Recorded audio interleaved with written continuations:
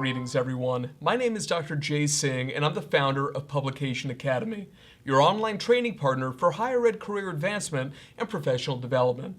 It's a pleasure to have you here with us today for this installment of our Career Pathway series, Exiting Academia.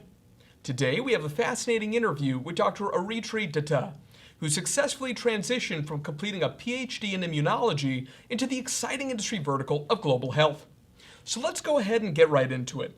Over now to our amazing Publication Academy interviewer, Dr. Gertrude Nantra. Hello everyone, Dr. G. Nantra here, and today I'm so excited to welcome Dr. Aritri Datta, all the way from Hyderabad, India. Hello, Aritri. Hi. I'm so excited to have you and chat with you. So, let's start with your educational background and why you chose a career outside of academia. Okay, so going back on my education background, I started my journey in bachelor's with zoology. I moved on to do a master's in molecular biology and biophysics. And as everyone transits, I did a PhD following that, but I chose a subject very close to me. I wanted to do something in immunology. So I kind of combined immunology and parasitology and worked on a disease called leishmaniasis, which had a lot of public health component as well, which was I was really interested to work within the community. So this was my PhD. Once you complete your PhD, I think throughout the world, people just step into the next thing, which is the postdoc.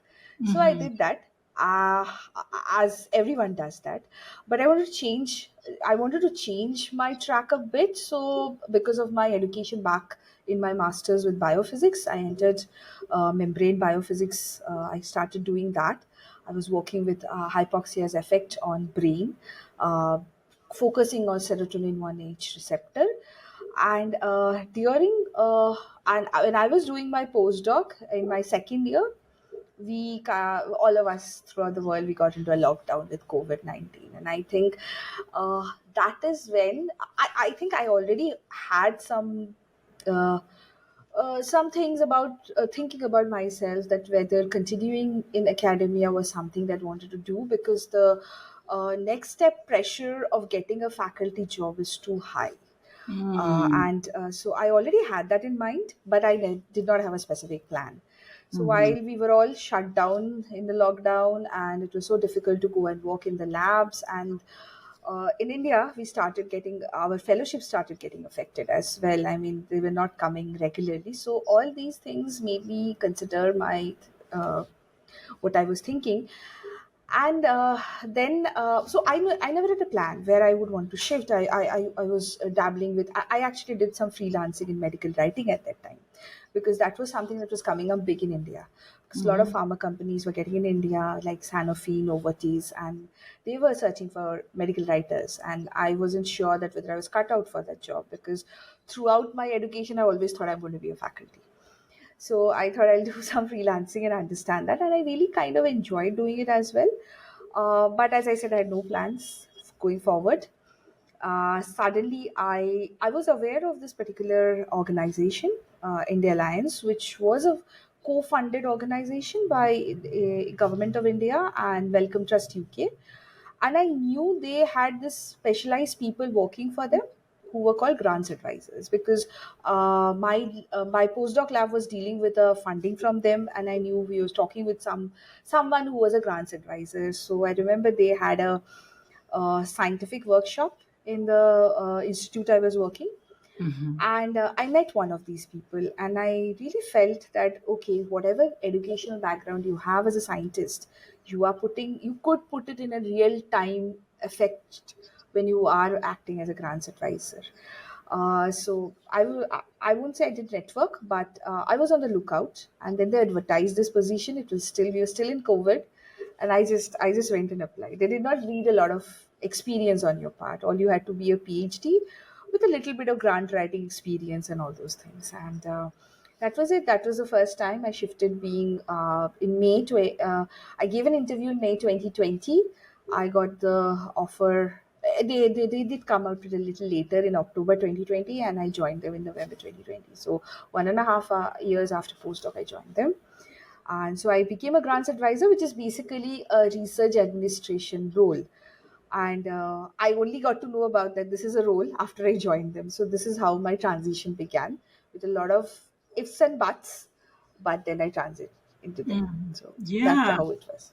Yeah, that's how it happened. It's so interesting because I think a lot of people also share your story where even I do, where, for a long time you think, I'm going to be faculty, I'm going to be teaching, I'm going to, and then something happens and you're like, no, I don't think this is the path for me. And for you, like you were saying, it was COVID and it made you begin to think, is this reevaluate? I think a lot of people did a lot of reevaluation during that time too, because here we were and there were people dying. There was a disease we didn't know so much about. And it was like, okay, so what really means a lot to me, And it sounds like you did some of that introspection.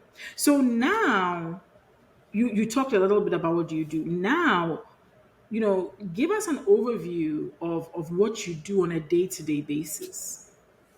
So, as a research administrator, I think today we call them as research managers, and I think this was something I learned on the job. I mean, I had to unlearn a lot of things.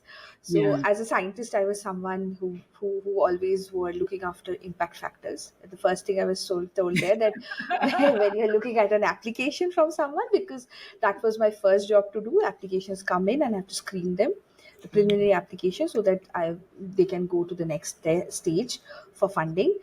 And I was the first thing I had to unlearn is, you don't see impact factors. You actually have to see how that person's trajectory has shaped up. I mean, whether that person has changed field and still done excellent. That is what you were supposed to look into. So I think that is something that I did. So today I don't work for them. I kind of work for a research institute now as a research manager. Right. So that there's been a transition from a funder's perspective to an institute which gets funding, but my day-to-day work doesn't change much. There also, I used to look into applications that just come in and whether they would be good enough to be pushed to the next stage for peer review and all. Look into some of the pre-awards things like you have to be careful about the reference letters coming in, the kind of there might be questions from the application applicants. So this was my job when I was in the funders perspective in the Indian Alliance. Right. Today, when I work for a research institute as a research manager, I still do pre-awards things, but this is like I am the one helping the researchers within my institute to get a grant application together. Got it. Technical part, probably we would do some internal peer review from senior researchers if it's a young researcher.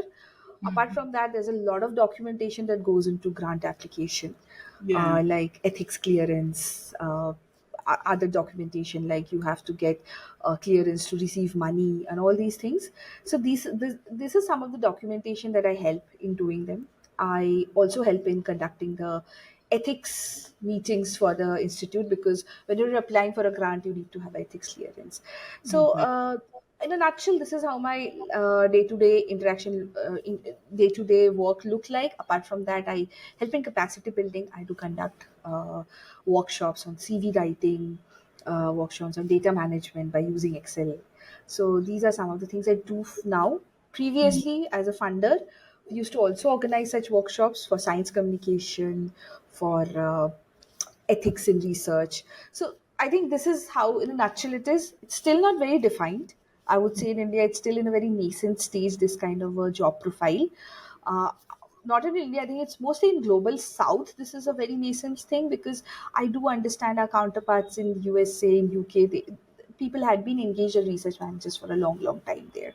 So we're still figuring out what kind of work we should do to support institutes, and institutes are also coming around and they also believe that they do need research managers. So Right. that's a nutshell. That's what I do, or probably I'll do more in the coming years. That's and I want to congratulate you for also being a pioneer because, like you're saying, institutes are still learning. Even though you're hired into the role, institutes are still learning. Okay, do we really need this person? Do we not need this person? But you're pioneering, and so a lot of what you're doing sounds to me like you are pioneering a path and you are coming up with your own job description basically, so that at some point they're like, oh, that's why she's important. And I think that that's very, very similar to what we do in academia and academic is like with research, right? We have to convince people that this topic is worth studying and worth getting money for and worth it because of this fact, this impact it has on society. And so I just want to congratulate you on that, because Thank you. even with, I think, I know you mentioned US, UK and stuff, maybe a little bit more like economically advanced economies. I would say that even here sometimes there are roles like this that are not fully understood,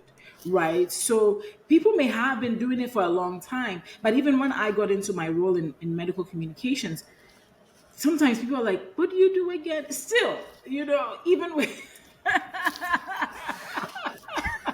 so it's I think it's normal, but I'm excited about that because it just means that you're blazing a path, right? You're blazing a trail, and that's amazing. How did you get this job, Dr. Data? So, Well, you kind of talked about it in the beginning, but yes, yes. Well, right. I'll just kind of elaborate it a bit. So, Yeah. as I said, I got in, I was for the first organization that I worked in, India Alliance, they conducted this particular workshop. I met a few grants advisors. I mean, they are called grants advisors. There's definitely this research management roles. They are called different things in different places that I have realized. And I was very excited to see that you have a real time impact in the scientific ecosystem. You're making a real-time impact. You are helping people to get funds, although you are a funder, but you still give, you are at a position where you can give feedback to a person if their application do not make through. And that does need your training as a PhD, of course. I mean, if you don't have that, you don't have that perspective of looking into applications, because by the time you finish your PhD, it's almost like scheming through papers. I mean, this is this. I read an abstract. I know I need to get to the result and see it and then implement this. So it was almost like that, and those were something that excited me. As I said, I was a little pathless, directionless at that time with COVID around. I just appeared for. So this was actually advertised. This was advertised on LinkedIn, It if was I do advertised. remember, and some of those. I think they also put it up on Twitter and Facebook. That organization is very active socially, and I just applied because I thought like, let's just do it. And because I did not really need a lot of qualification or a background qualification, or they just wanted someone to be a PhD, any background, because there are heavy biotechnology funding organizations. Of course, they were a little biased to people coming from that background. And only thing that it was desirable, I remember that it was desirable if you have ever written a grant, if you have ever conducted any events for your current lab. I mean, if you've organized a conference or anything. So these are some of the, I think they were rather looking for a person who could transition. So until unless I did transition, I did not know I had those skills that could be transition, because I remember I had to put up a cover letter, and someone told me at that time that you should pick up the ones from the job description and put it in perspective. So initially I did not know how to put it in perspective. Then I realized, oh, but I, even if I've not written a grant as per se, I have helped my PI to put up grants together. So I Yes. have that experience. If I've not Yes. organized a big conference, I have helped in organizing small events. So then they asked whether you have an analytical skill, and I think as PhDs you do develop analytical skills. Yeah. You have an eye for detail. So all those things are there in the job description. So I realized that these are some of the transferable skills I have. And once I got the job, I think this was a very good institute which actually trains you well, because I know most of my seniors from this very institute are today a part of the research institutes. They have set up their own R&D. They had been hired by the institute to do something from scratch, set up the R&D unit there.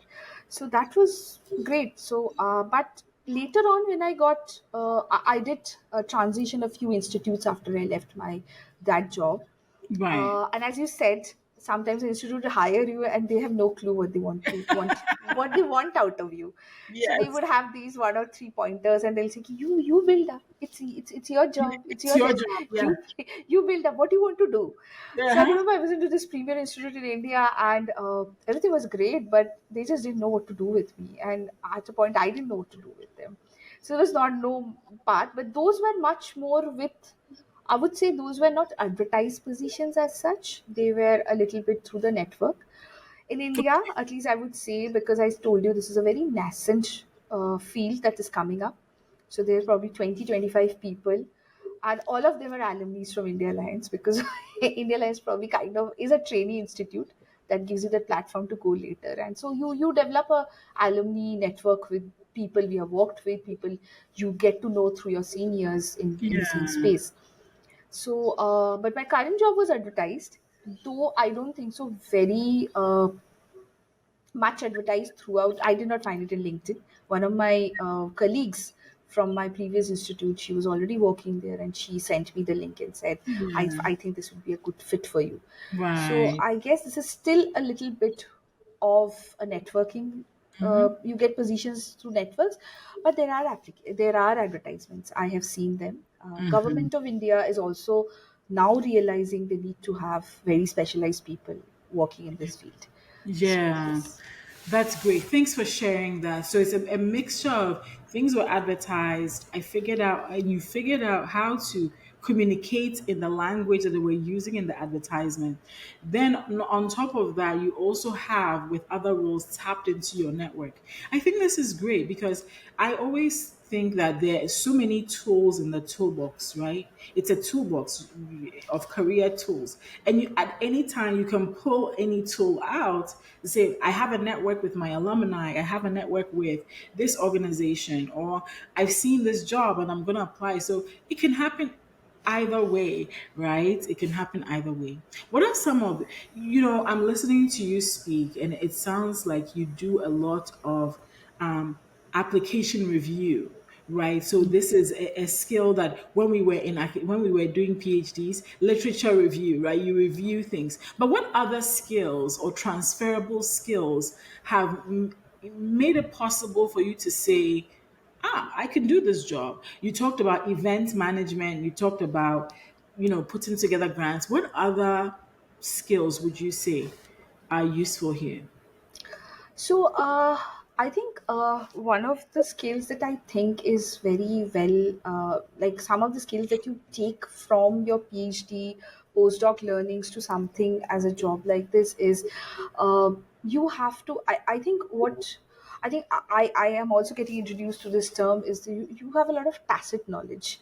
So Yeah. when you have also been applying to different various funding agencies. So today, when you are a part of a funding agency or you are a part of an institute that you're helping them to get more and more funds, extramural funds for their work, probably you've already you in your time have also applied to these funding agencies. So you even if you of course there will be conflict of interest if you are going to approach the person and if you know that person who is the point of contact, say per se, but at least you know what are the things that probably you did not get that grant, so you already know what are the things that were missing in you. So you know what are the things that you should apply here. And as scientists, we always, I guess, have this tendency of looking out what is happening around us. And that gives you a perspective like what are the thrust areas today? That what are the places that an institute. So today I work in a public health institute. This is totally a community-based implementation based institute. So I am a basic biomedical scientist today. I work here. So that's been also a learning process. But I keep a lookout as the kind of thrust areas that are there. And when you have the scientific acumen, I mean, when we were working, I'm sure you had also faced that you're working on a particular trajectory, then you have to implement something new and you have to go and Yeah. learn that from scratch. And Yeah. so that thing stays with you, that learning, that Learn. I will learn if I have to implement something new stays with you. So you have Yeah. the tacit knowledge that you bring from your experiences, your Yeah. background. You have your learnings that doesn't ever go off. So I Yeah. see a new thrust area, I'll learn about that, and then I'll see if that gets implemented from the kind of work that the institute that I'm currently associated with does that. So I think these do not these are something that gets developed while you're doing your PhD. I think I have heard a number of your uh, pod, podcast and everything. I've seen you've already emphasized that you have to find out your transferable skills. You have to understand what can be transferred. And I would also like to say the networking part is something that I have really learned from you. And don't lose out the networking. Oh, thank you. Thank you. Absolutely. Because, I really do believe that people help people, right? And and those people, see, a lot of the time people want to network with decision makers, right? And I'm like, okay, yeah, you could network with those people, but likely that they may not have the time. But like, let's say like you and I, we may be at the same level and I can network with you. Well, one day, it's not this year, maybe not next year, but let's say in 3 years' time, if let's say I chose to work somewhere in India, I can reach out to Dr. Data and say, hey, I'm looking for this type of position. Do you know something? And she may say, oh, I don't, but I have a colleague. That's how networks, that's why it's That called a is, network. It's a network. One person can lead you to another person, can lead you to another person. And that all represents opportunity, So when I recognize, because I used to be very shy and to myself, but once I recognized that, I said, oh, you cannot be shy and to yourself, because your credentials can only take you so far, yes. right? Everybody has okay, let's say that not everybody, but a lot of people have the same credentials as you. What's going to make you stand out? you know and sometimes the difference may be, somebody, and somebody may say, oh, that's so unfair. And I always tell people, I said, the world is not fair. No, I also wanted to say, I think you develop intuitions also, and those also work very good when you are trying to do something. I mean, you are intuitive about something, and you can actually. And I think when you do your experiments, if you've done your experiments with enough independence, you also develop a sense of accountability, and those Mhm. things are something also helps in the work that I'm Yeah, doing. That yeah, if I'm pushing someone to apply to something, I should be there for that person throughout that journey, yeah. because I think that's where the trust develops. And in my line of work, to have trust with a person is It's very really, essential, because yeah, that person is going to trust you with the application, with everything. And yeah, that's a lot. I mean, that person has a lot of pressure. I also know that. So yeah, yeah, those things really matter. And things that you said, that are like really, I think that's it. I mean, you have to find your way. I believe it. And yeah. just have faith in yourself. Yes, have faith that you can do it. I agree with you. And I was just having a conversation with somebody, and we were just sharing that sometimes the PhD process breaks down your confidence because your work gets criticized a lot. And in the beginning, if you don't realize that criticism of your work is not always criticism of you personally, Yes. but a lot of PhDs lose confidence because of that. But I love what you said, like have faith that you can do it. Yeah, because I think I suffer from that. Sometimes you just associate your uh, persona with the feedback you're getting for your work, and it's so difficult to dissociate from them, and then you lose your confidence. And I think reflecting back, this is something that I thought that academy was always going to have it, and I felt very burnt out at a point, that I cannot go through that cycle of applying, getting rejected, getting criticized for things that are not probably even correct to criticize me for. So Yeah. I think today, if I reflectively say, I think I always had this in back of my mind. Maybe I will shift out of academia at certain point. Yeah. Well, for somebody who is maybe watching this and is getting towards the end of their PhD and they have an inkling that they don't want to be in academia, or maybe they're a postdoc, or maybe they're even faculty and they say, "Oh, this research manager position sounds great." What advice would you give to that person as they begin to think of this path?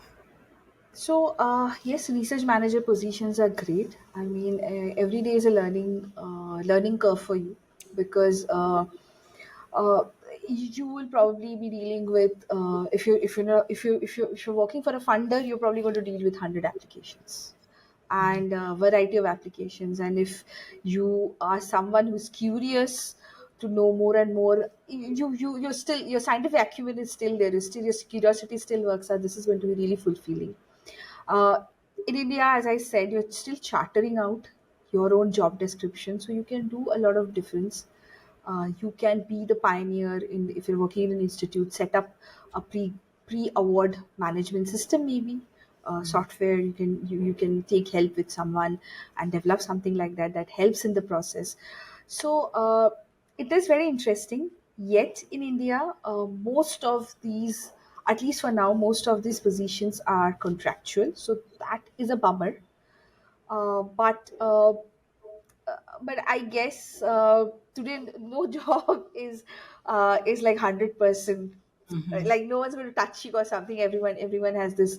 Everyone can lose a job at any time. I mean, so that is something. But I guess that this is a good alternative career if you're looking to still stay in touch with science, still do some contribution towards the scientific ecosystem that you come from, Yeah. yet do something different, not get into the cycle of grant writing, trying to get a faculty position, trying to get your tenured faculty position.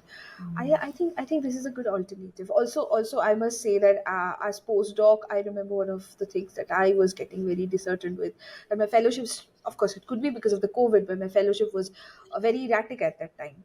And at a point you do need financial stability, and this definitely is going to provide you with that. I'll And provide you with so that. I think these are some of the pointers I can say someone, if someone is looking to transition to research management. Yeah. And there's a lot of things to learn, a lot of things to innovate still. So Yeah. that could be something that interests someone. That is something that keeps me in this field, of course. Well, thank you so much, Dr. Data. This has been such a great conversation. Thanks for all your wise words and advice.